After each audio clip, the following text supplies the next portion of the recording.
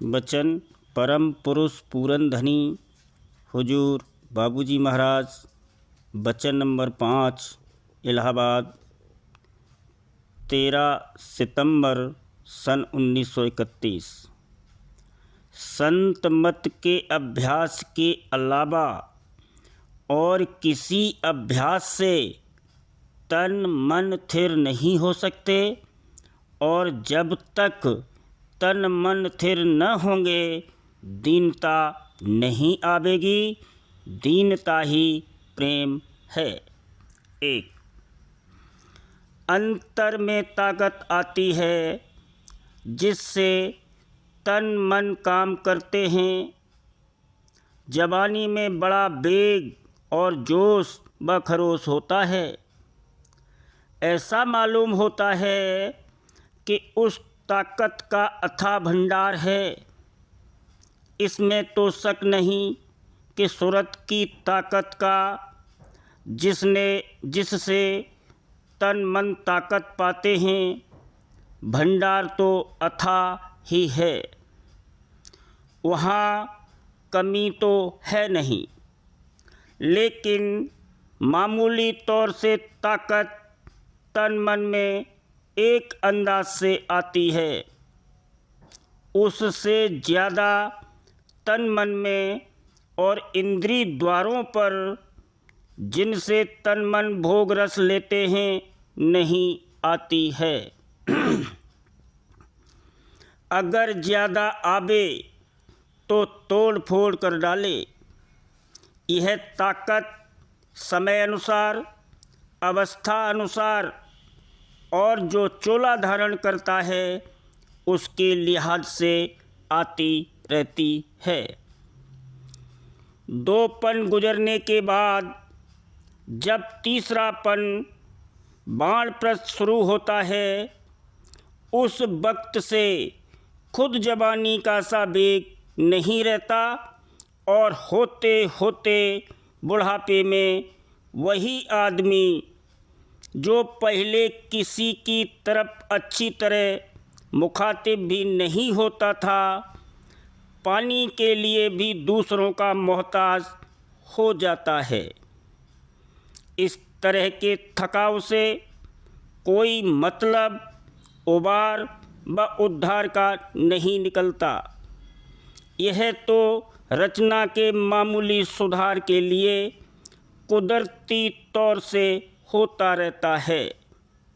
2 संत मत के अलावा जो और अभ्यास हैं, वह अगर विधि पूर्वक बन भी पड़ें तो उनसे मन ही की चाहे ऊंचे घाट की हो ताकत जागती है।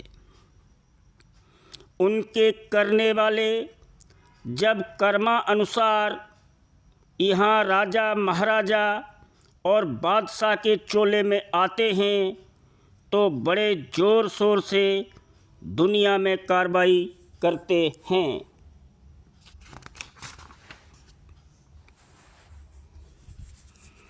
बाद बादशाहों का हाल सुना है कि बिला लिहाज बतअम्मुल अपनी नाजायज़ ख्वाहिशात भी पूरी करने के लिए हर तरह का जुल्म रवा रखते थे, और जरा खिलाफ मिजाज बात होने पर सरे दरबार कत्ल कर डालते थे।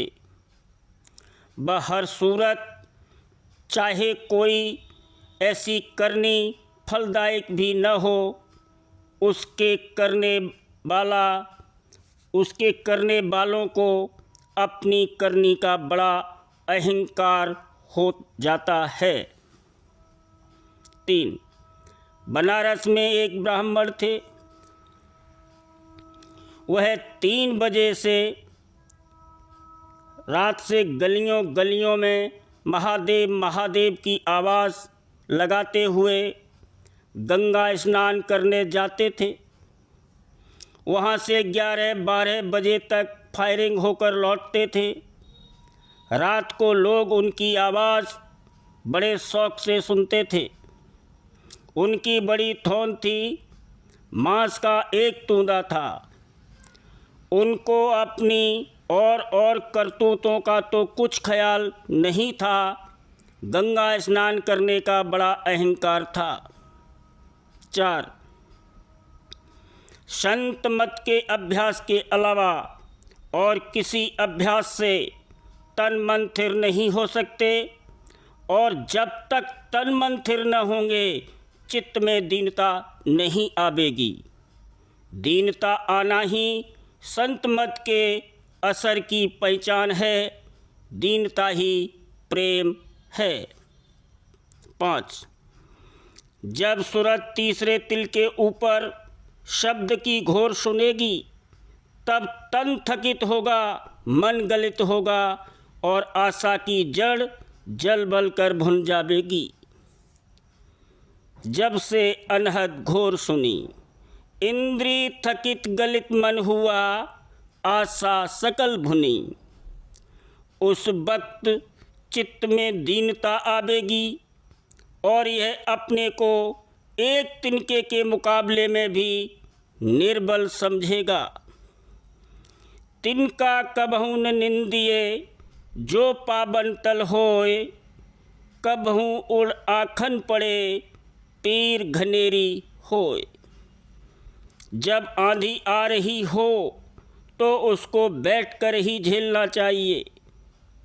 शब्द स्वरूप और नाम तीनों एक ही हैं। जो राधा स्वामी दयाल की शरण में आकर उनके बल का सहारा लेकर चलेंगे, उनको वह अपनी दया से एक रोज़ दीनता बख्श देंगे।